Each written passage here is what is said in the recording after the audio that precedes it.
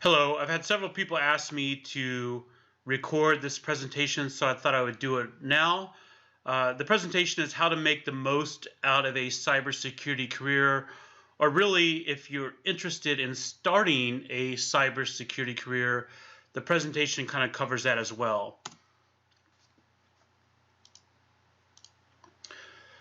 So nobody has any questions yet, but this is the since if you have a question about the presentation, you can leave it beneath the video, but this is the obligatory kitten slide I like to add to my presentations. This is what we'll cover: a little bit about the current cybersecurity landscape today, what industries need cybersecurity, what professionals do in cybersecurity, what it's like to work in cybersecurity, what kind of certifications, degrees are required, and how do you build work experience. So we'll cover those topics here. So this is just some quick facts, and this is based on the 2018 or last year's Verizon Data Breach Investigations Report. So 73% of attacks come from the outside. A lot of people think most of the attackers are insiders, but that's not true, at least according to this study. 50% are by organized crime. A lot of the traditional criminals have now migrated to cybercrime because it can be very lucrative with less risk than traditional crime. 58% of victims are small businesses. A lot of organizations think that criminals only attack large enterprises, but realistically, the criminals attack the weakest link because they run their organized crime like a business, and often the weakest link are small businesses because they haven't matured enough to really have a decent cybersecurity program. The time to compromise is in minutes. This means that it typically takes the attacker minutes to compromise the target. However, it takes the victim hundreds of days to even notice that they were compromised. There's even been some government agencies where attackers have resided on the government's network for up to 6 years undetected. So it's pretty interesting. This is like somebody hiding in your closet of your home for hundreds of days, and every time you go to work, they come out of the closet, go through all your stuff, pilfer all your data, and then when you come home, they hide back in the closet, and it takes you hundreds of days to detect that. The motivators are money and espionage.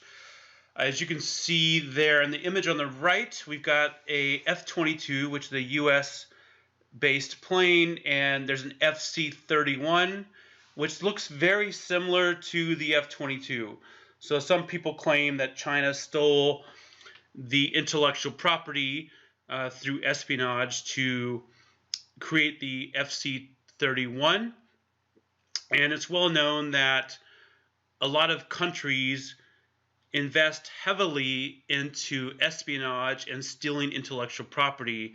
If you think about it from an economic perspective, the United States, let's say it's a stealth technology, the United States may invest billions of dollars researching and developing some sort of new stealth technology. Let's say another nation like China, for instance, let's say they spend $1 million in a campaign to steal our stealth technology. If they spend $1 million to steal what the United States invested billions of dollars in, and they now have the technology and all the research, they've come out way ahead. So money and espionage are two motivators. Also, there is typically a social component for almost all attacks out there. All breaches, or at least 50% of them or more, have some sort of social engineering or social component to them. This is just a few numbers here to kind of put things in context. Equifax, that breach alone cost about $4 billion, according to some estimates. Yahoo, from a number of affected users, supposedly 3 billion users were affected at Yahoo. I think there's only 8 billion people on the planet, so it's a lot of people were affected with Yahoo.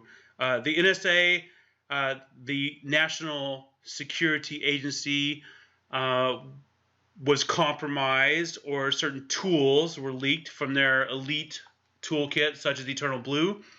Eternal Blue was used to compromise many systems and was used for attacks such as WannaCry, which affected up to 200,000 systems, 150 countries, and crippled the UK's health system. Marriott was a recent breach that supposedly China has done the Marriott breach, and that affected 500 million users, including myself, because I have a Marriott account. There's really two primary methods that people use to attack organizations or individuals. The two methods really are hacking humans and system hacking. That's really it. It can be grouped in those two methods. There's a lot of other like subcategories, but those are the two broad methods. Human hacking is social engineering. So phishing is still used as one of the primary tactics. And this is just an excerpt from Yahoo, the breach.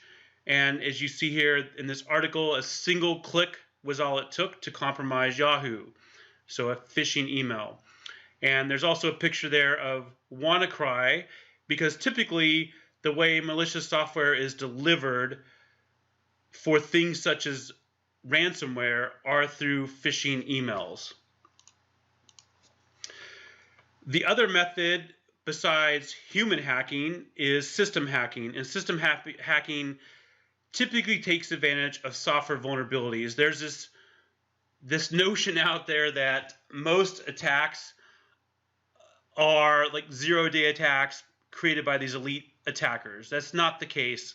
Most attacks, including the one at Equifax, including most of them that result in ransomware, are attacks that take advantage of vulnerabilities that have existed for a long time, but the system owners simply did not patch the vulnerable system, or they missed it because they did not have an accurate inventory of their systems. So software vulnerabilities is the other main way in. And from an attacker's perspective, they are going to look for the weakest link, because most cyber criminals run the ones that are persistent and the ones that still exist and don't get caught right off the gate or out of the gate. They run their cybercrime like a business. So they are going to look for the weakest link so they can use the least resources possible to exploit their target and either steal the information for espionage or make a buck. So they will look for the weakest link out of the people, process, or technology. So here is an example that we see quite a bit today. This is an example of taking advantage of the weakest link being people. And this tactic is very effective. This happens all the time. So what happens is you receive an email that looks like it came from a real CEO. So the scenario typically is there's an executive assistant or admin assistant, and there's a CEO. The attacker has done their homework. They've looked up all the titles, the organization structure on LinkedIn, etc. So then they set up a bogus email address that could be CEO123@gmail.com, but the actual name they associate with that email address is the real CEO's name.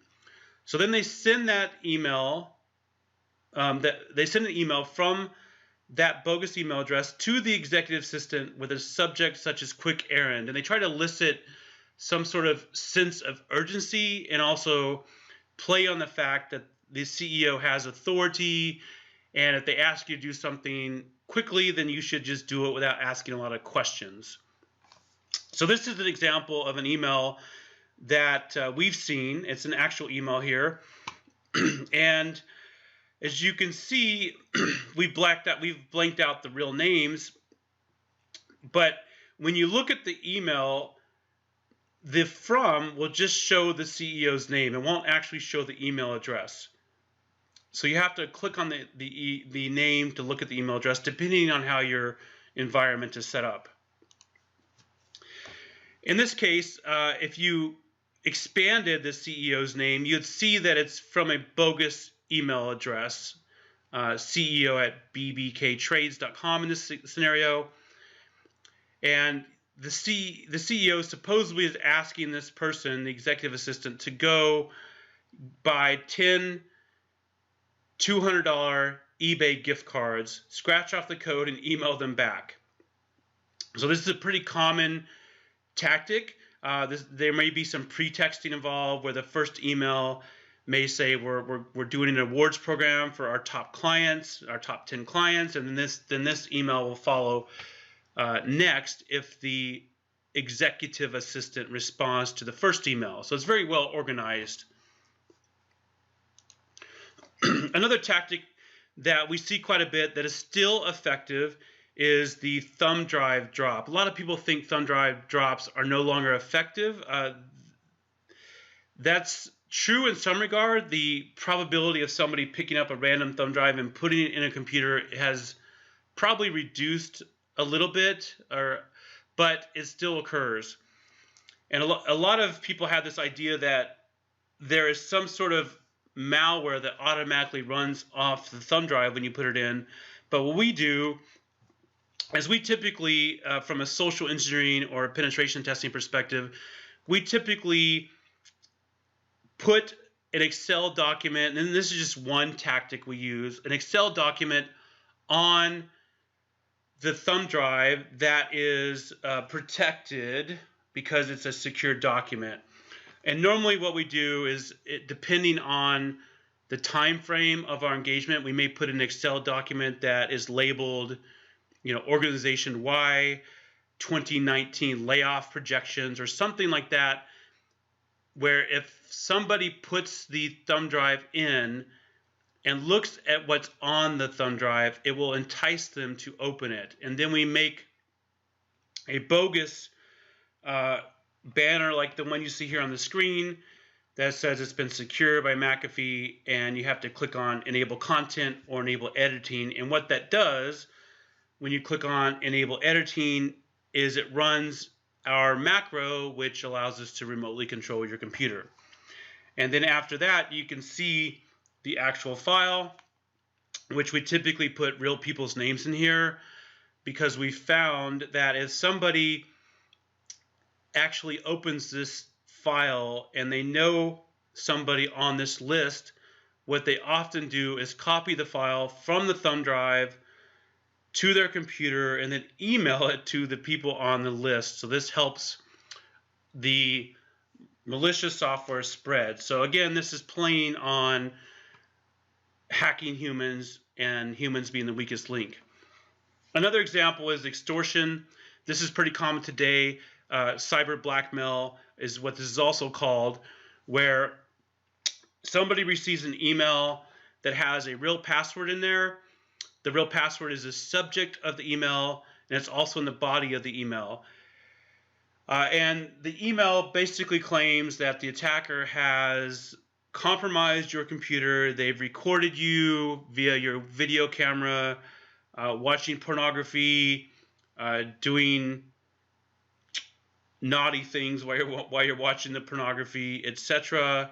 And if you don't pay, in this case, $2,900, the attacker will release the video to all of your friends, all of your contacts, everybody you know, because they have access to all of your contacts because they compromised your computer.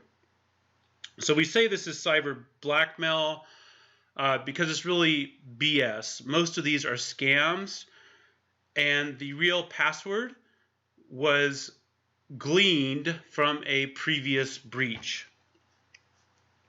So the way to tell if your real password was gleaned from a previous breach is you can go to haveibeenpwned.com, put in your email address there, and it will tell you if there's any breaches associated with your email address.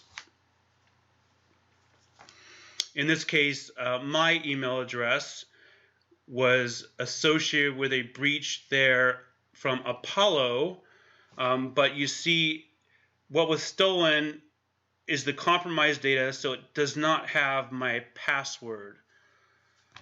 So I should not be receiving the email we saw before because nobody has stolen my password, at least not associated with that particular email address.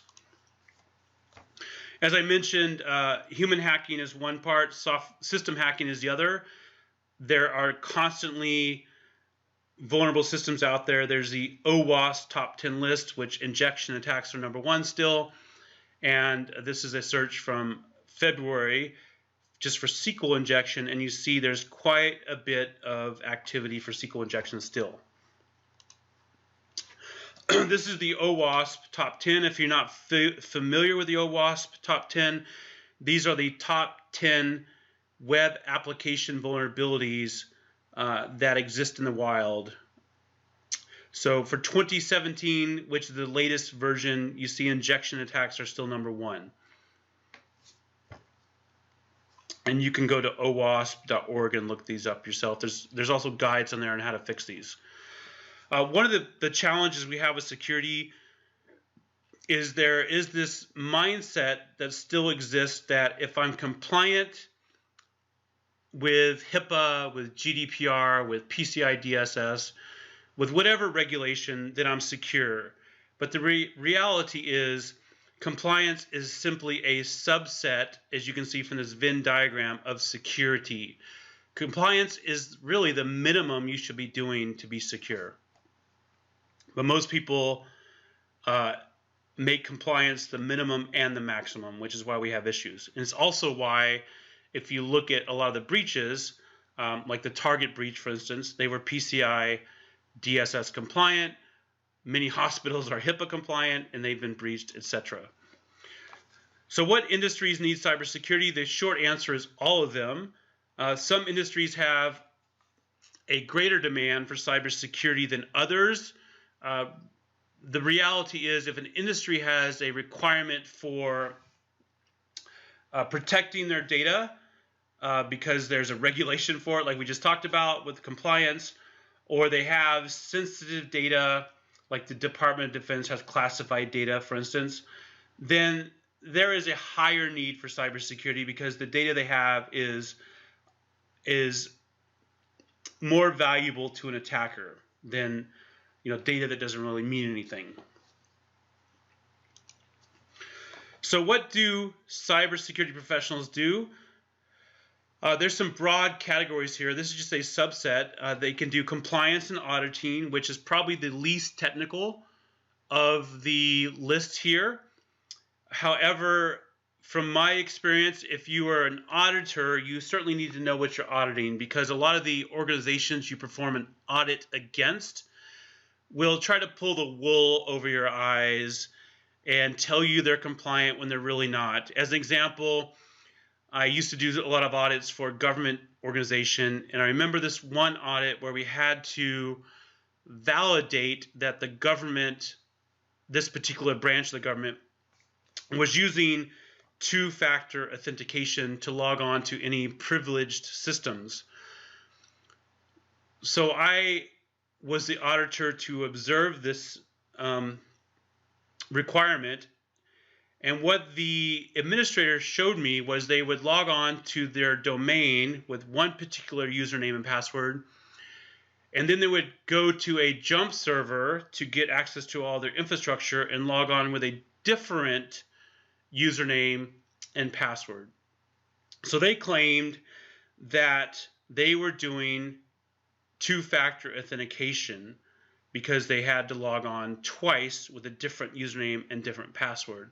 The reality is they were using the same factor twice, so they did not meet the requirements for two-factor authentication. And this became a big argument because I knew to call BS on that. So it is important as an auditor to understand what you're auditing.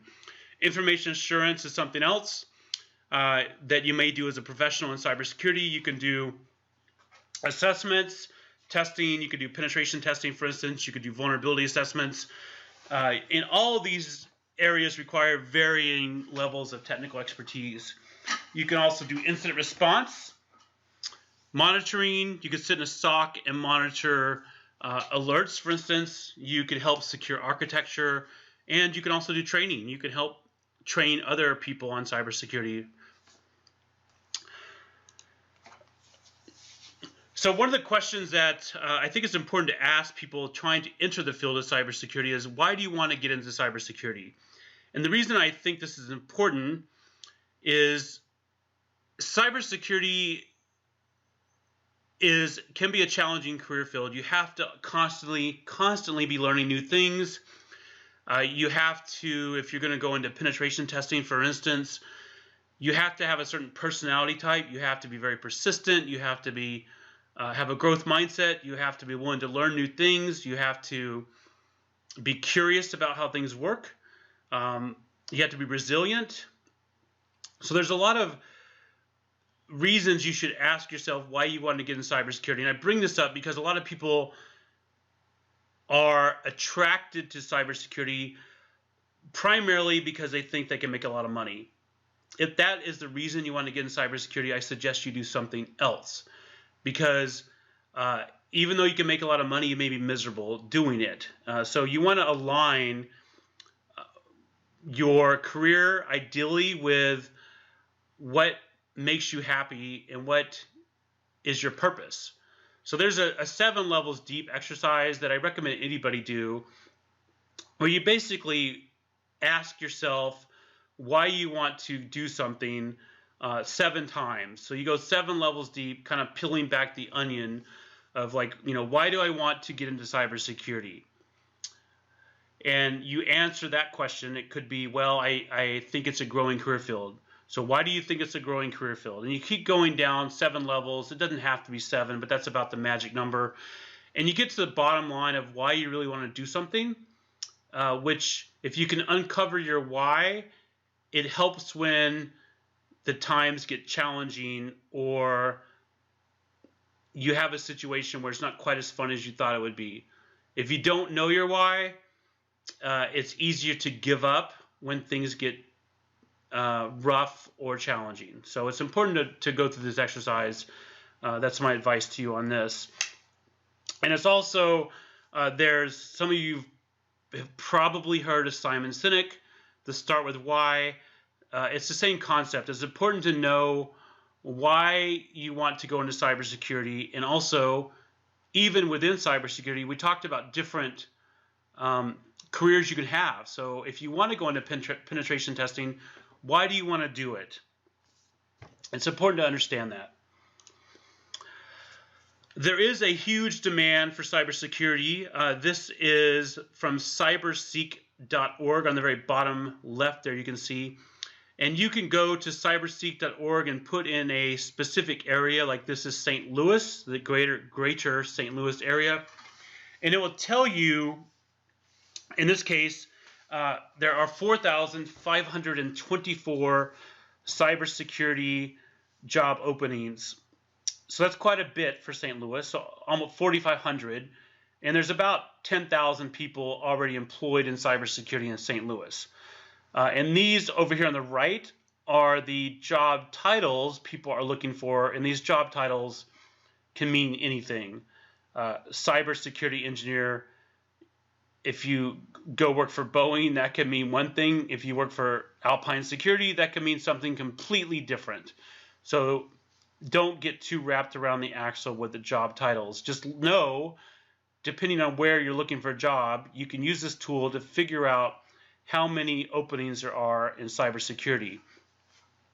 Another good thing about CyberSeek, that website, is it kind of gives you a pathway here for cybersecurity roles. So you can see there's these feeder roles, which are like what you might do before you get into cybersecurity. Like I may have been doing network admin, for instance. Then you can go to a cybersecurity specialist. Then you can go to an analyst, then an engineer, for instance. So you can do this progression. You don't have to have a feeder role to get into cybersecurity. It is possible to get into cybersecurity from a different career field, but it is certainly going to be more challenging. Like you absolutely, if you want to be a penetration tester down here, you absolutely have to have networking fundamentals down in order to do penetration testing, as an example. And you can see here, this is the same concept. I clicked on this link here, and that takes you, well, if I start off as a specialist, I can then progress to an analyst, consultant, pen tester, etc. And I highlighted specialist here because the certification that almost all of the entry-level positions require or ask for is the CompTIA Security Plus certification, which is circled down here. So if I want to maximize my possibility or my chances of getting a job in cybersecurity, you should start with the Security Plus certification. The CISSP certification is a good one to have as well, but you have to have 5 years of experience or 4 years of experience with a degree. So if you're starting the career, Security Plus is a good one to start with. And it's also important to look at if you are interested in working for the government, or the DoD, I should say, there is a regulation called DoD 8570. It's also known as 8140. And if I work in the DoD as an information assurance technician, which is IAT, or IAM, information assurance manager, you can see there where Security Plus gets you to an IAT level 2 spot or an IAM level 1. So again, starting with Security Plus is a great certification that opens doors both commercially and with the Department of Defense. As I mentioned, the quickest way to get a job is to get Security Plus certified if you don't have any certifications. But as you can see by this list here, according to CompTIA, it's the 4th certification in this progression. So ideally, you understand IT fundamentals, you know a little bit about computers, which is A+, and you know networking before you go take your Security Plus. So you could certainly do those three certifications prior to Security Plus, but the reality is you can go straight for the Security Plus. It's just going to require you to do a lot of studying if you don't already know networking, for instance, or if you don't know how to navigate Windows, or if you don't know how to navigate Linux. It's going to require a little more effort. But it is possible to go straight to Security Plus, which opens the doors we previously talked about with both commercially and with DoD. With Alpine Security, we've got a track kind of laid out here. There's lots of ways to build a track, but the point of this slide is to show the foundation for cybersecurity from a certification perspective is really Security Plus. And then from there, if you want to focus on offensive or red team, some people like to say, you can do CEH. If you want to focus on defense or blue team, you can do CHFI, and you see this just progresses. Here's just some other examples of tracks that we have. We have a program called the Cyber Infinity program, which allows you to take all of our classes, as many as you want, for 12 months. But if you're starting off, Security Plus, you see, is at the beginning of all three of these: a comprehensive track, the defensive track, and the offensive. One of the other things you can do to help get a head start is build your own lab. A lot of people that try to go into cybersecurity don't have much hands-on experience, or they may have a college degree that didn't really give them any hands-on experience, but they have some book knowledge. So you should build your own lab. On our YouTube channel, we have a lot of videos on this particular topic. It's free to build your lab. You can use VirtualBox. which is free virtualization software. You can download Kali Linux, which is free and can be used as an attack platform. You can download Metasploitable, again, it's free. You can use that as a target. And you can also download Windows targets using the 180-day eval copies for free as well, and practice exploits against those, or practice sysadmin skills, or how to harden those systems, etc. So it's really critical that you build your own lab. So what I said earlier is, if you want to get into cybersecurity, you should get Security Plus certified. You should do it now. A lot of people are waiting for this magical day to occur before they do it. There really is no excuse. I was at a conference not too long ago, and it turns out, supposedly, I don't really watch television at all, but it turns out, at least according to stats, that the average American watches 4 hours of TV a day, which equates to, based on the average lifespan of an American, 13 years of your life, I think it is. So that means, and that's 13 years of 24-hour days. So that means, given the average lifespan, somebody has wasted 13 years of their life watching television. So make some sacrifices, cut out the freaking TV, cut out your social media, and just get Security Plus certified and learn the networking, build your lab, and you will be able to start a career in cybersecurity. But it's not going to be easy, especially if you have little experience. And the progression we're talking about there is that CompTIA progression. And if you remember, Security Plus was the 4th certification. So there is a Beachbody saying that I've kind of copied there: decide, commit, succeed. I used to do P90. I still do it sometimes, P90X. And their logo for Beachbody is to decide what you want to do, make the freaking decision, commit to it, don't waffle, actually put the time into it, and then your success is almost guaranteed if you do that decision and follow through with that commitment. The other reason I mentioned Security Plus is there are tons of immediate jobs out there. We already kind of went through this a little bit on the CyberSeek slide, but there are tons of jobs out there for Security Plus certification. There are many recruiters and headhunters such as Apex, Tech Systems, Robert Half. There's just a few that, if you contact them, they have many clients, a lot of times the Department of Defense clients, that need Security Plus people. So if you want to get in cybersecurity, get Security Plus certified. A lot of people ask about a degree for cybersecurity. I think personally, if you want to get into cybersecurity, I think a degree is not really necessary. I think you should start with a Security Plus, as I mentioned. But if you want to progress in your career, I think a degree does help, especially when you want to progress to maybe a management level position. A lot of requirements for DoD jobs or even commercial jobs, if you have certifications, they waive degree requirements today. There is simply a massive shortage for cybersecurity professionals. And what people have found, employers have found, such as myself, I'm an employer, is people that have a degree often don't know how to do anything. The same thing can be said for people that have certifications. So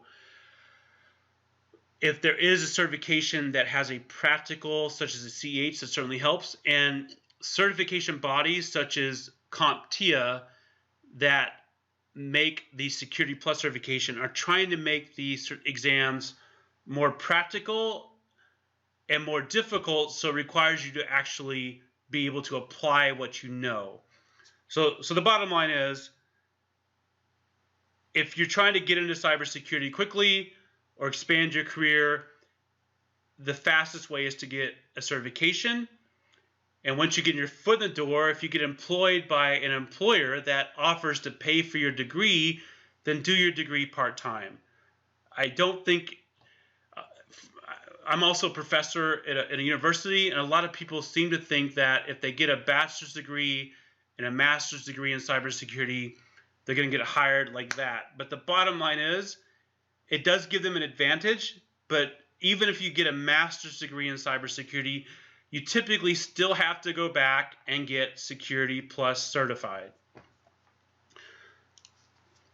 Another way to get some experience, if you don't have any in cybersecurity, is to consider an internship. Like with Alpine Security, we offer internships. And as part of an intern, if you join our intern program, we allow you to go through our training to help you get certified in Security Plus, as an example. Other organizations offer an internship. It is an opportunity for you to prove your skills and what value you can add to the organization. And most organizations, at least we do, if you prove that you have skills and drive and motivation and meet our core values, your internship may lead to employment. Your internship can also show you that maybe cybersecurity is not the right career for you. So it is a way to kind of minimize your risk before jumping in with both feet. Another way to help get a job in cybersecurity or help expand your career is to do networking. It's important to know people in the industry. A lot of hiring managers go to events.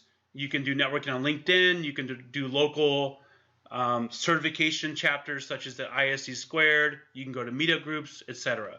There's really no excuse today to sit at home thinking that you want a job in cybersecurity and not having one. It just takes a little bit of effort because there is a massive shortage, as I said before, with cybersecurity professionals. The other advice I can give to you is even if you get certified and you've done your networking, you have to know how to interview. A lot of people come to interviews and they don't know how to answer common questions like, where do you see yourself in 5 years? What are you passionate about? Whatever the questions are, there's no excuse today to not know how to answer common interview questions. To me, as an employer, if you show up to an interview and you are ill-prepared, that says something about you. It says you're not going to be prepared for anything else I ask you to do, and you're going to do a shitty job. So I implore you to prepare for an interview. It's not just your technical knowledge, it's your people skills and how you communicate that matters as well. Something that's important to me, and we kind of talked about this before, is knowing your why, like why you want to get in cybersecurity. It's important to understand this because the culture in cybersecurity is very different than other industries, and it's important to know your personality type. There's many surveys you can take. There's knowing your why, the 7 levels exercise, which helps kind of identify what your driving purposes. There's the DISC survey. There's the predictive index. Right here, this is my predictive index assessment that shows that I kind of fit into the categories of maverick. And the reason I bring this up is because I used to have this job at an Air Force base where I drove to the base every day. I got stuck in traffic. I did about 2 hours of work for the whole week because it was a defense contracting job, which is kind of typically what you do. You're not allowed to be innovative. You're not allowed to think outside the box. You're not allowed to rock the boat too much because that would require other people to work, etc. And it really drove me crazy. So it took me a while to kind of realize the importance of understanding my own personality type. But once I understood that, I realized that several of the jobs I had that I was miserable at were because of my personality type. I don't like to feel constrained. I don't like to do the same thing every day. I don't like to have small talk every day with people in the office. I don't like to go to the same place every day. I don't like to drive in traffic. So if you take a job in cybersecurity where you do all these things that are incongruent with your personality, it's going to cause a rift. So it's important to understand your personality and make sure the job you're applying for or the job you're trying to get into fits your personality type. Because if you value stability, if you don't want to think outside the box, if failure bugs you, for instance, then a penetration testing job is probably not the right job for you. Maybe an auditing job would be more suited for your personality type. And there's nothing wrong with that. Everyone's personality is different. It's just something worth assessing. You should also pick the right organization. As I mentioned before, if you kind of know your why and your personality type, then you know what works for you. I cannot stand to work as a defense contractor or a butt-in-seat job where you're paid for your time versus your productivity, because that does not meet my personality. I cannot stand to commute. I would go crazy if I had to drive half an hour each direction every day. So like in my company, in Alpine Security, everybody works from home. But there are some personality types where they don't want to work from home. It's not a good fit for them. They'd rather drive to an office. And there's nothing wrong with that. It's just you need to understand what type of organization and what type of environment works for you. And it's better to figure that out sooner than later, or you'll be wondering, why you're unfulfilled in your job. Other things you should do is know the core values of an organization before you go interview with them, and make sure that your core values are in alignment with their core values. If somebody comes to an interview with our company, for instance, and they don't know our core values, which are on our website, they're probably not a good fit because they didn't even take the time to prepare for the interview or research the company they're trying to get a job with. Because it is very expensive for a company to hire the wrong person. And as a person seeking a job in cybersecurity, there's plenty of openings. So you might as well find the right organization. The last bullet there is to have some questions prepared in the interview. It's important that you ask questions of the organization you are interviewing with, not just the reverse.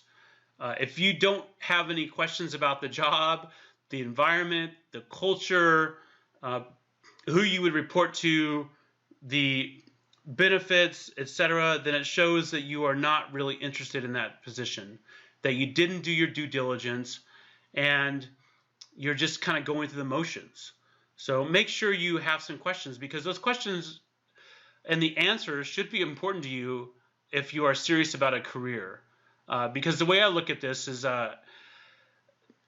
if you're going into cybersecurity, you should treat it as a career rather than a job, because you're going to spend 40 plus hours a week on something. You might as well master it and make it a career and not just think of it as somewhere you clock in and clock out of. If you want that type of job, maybe you should go work at McDonald's or some fast food restaurant. There's nothing wrong with that either. As an example, here are our core values right there. And as I mentioned, if you're going to interview with somebody, you should look at their core values.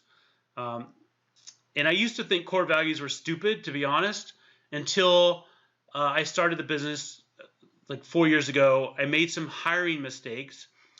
And the mistakes I made forced me to assess, what was it about this person that didn't fit into the organization?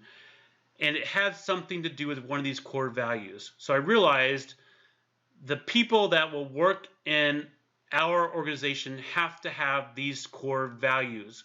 Otherwise, they're not going to be a good fit. So if you don't have a growth mindset, for instance, and you don't want to learn new things, you should not be in my company, much less cybersecurity. If you don't take ownership for your actions, to me, that's a big problem. You're a victim, and you're just blaming everybody else for your circumstances. So these are very important, these core values, and it is important that if you don't agree with someone's core values, then you probably shouldn't work at that organization. For instance, if you don't believe you should have a positive attitude and respect people, then you probably shouldn't work in my organization. The bottom line is never give up. If you want to start a career in cybersecurity or expand your career, if you fail like the Security Plus exam the first time, don't give up. Go take it again. You have to show some persistence. If you want something, you have to be willing to pay the price. Otherwise, you can continue doing what you're doing. And if you expect different results, it's not going to happen. You have to change if you want new results.